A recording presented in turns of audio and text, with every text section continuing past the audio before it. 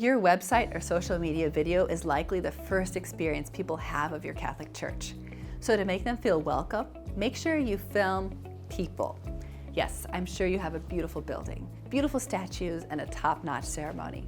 There's nothing wrong with those drone overview shots or clips of the homily, but they don't show the heart of your church.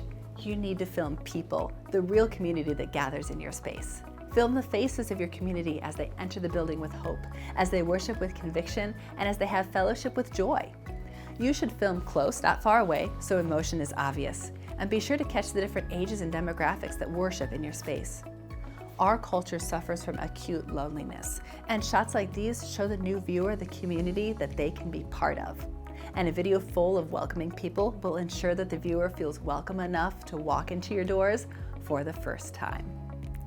Like and subscribe for more mission-driven marketing tips, and let us help you multiply your ministry.